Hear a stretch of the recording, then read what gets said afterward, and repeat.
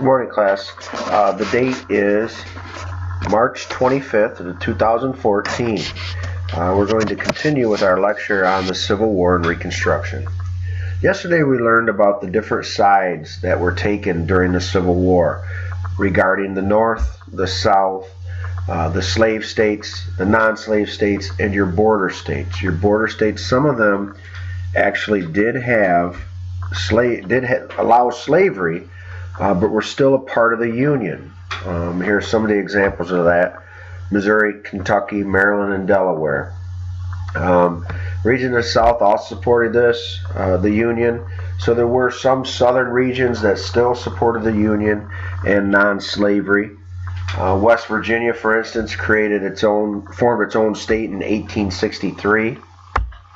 The Indian nations, many of the Indians were upset still about being moved from their territory, moved to the Oklahoma territory, or the Indian territory that is now known as Oklahoma. They didn't like either side because people from the North and the South were taking them from their lands. The Creeks, Seminoles, and Cherokees remained divided, and we do know that the Cherokees would be the tribe that we recognize as being impacted by the Trail of Tears and Andrew Jackson moving them off of their territory. Robert E. Lee was asked to be the Union general, turned it down because he didn't want to go against his home state of Virginia, which had seceded from the Union. So Robert E. Lee did fight for the Confederacy and was a general for them. The Battle of Bull Run. Again, this was a stream near the town of Manassas Junction, Virginia.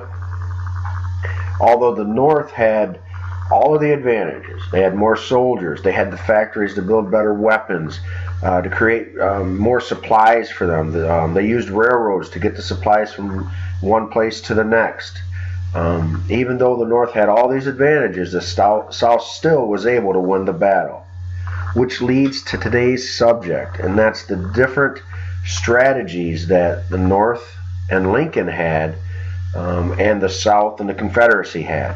And we'll be going over them today. Lincoln knew that he had to change something because of the South winning this battle of Bull Run. Lincoln's plans. He looked for new officers like Southerner Stonewall Jackson, someone that was going to be just a stone figure, and just fight to the end, a good leader. The early Northern plan dealt with trade. The North wanted to cut off trade, setting up blockades. By setting up these blockades in port cities, they did this at sea. The Northern strategy became known as the Anaconda Plan. They were going to choke the life out of the South.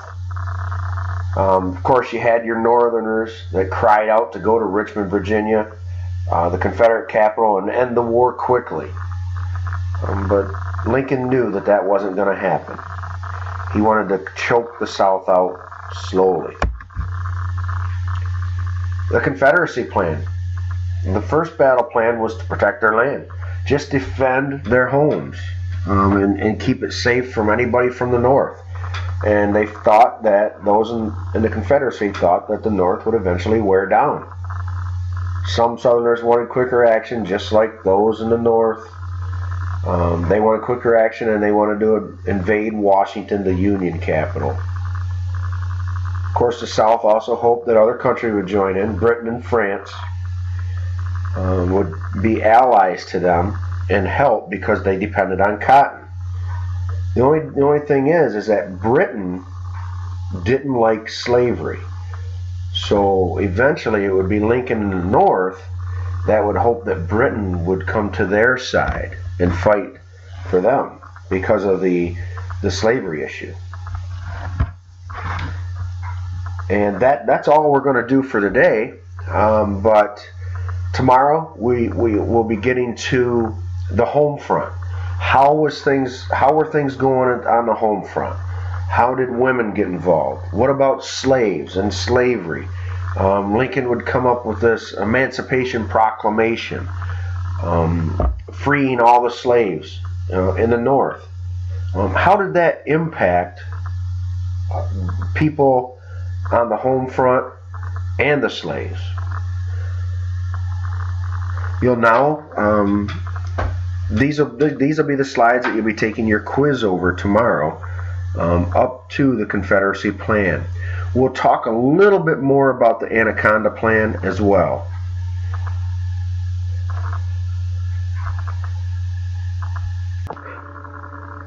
Okay, class, what I'd like you to do is to take a look at this map. This does show the Anaconda Plan.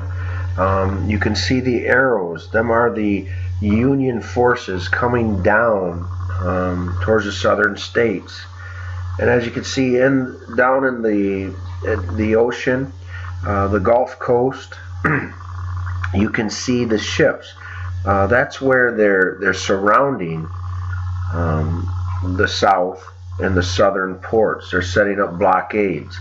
And what they're hoping to do is to choke out the South, not let anything come in by sea, and to come down at them from the north.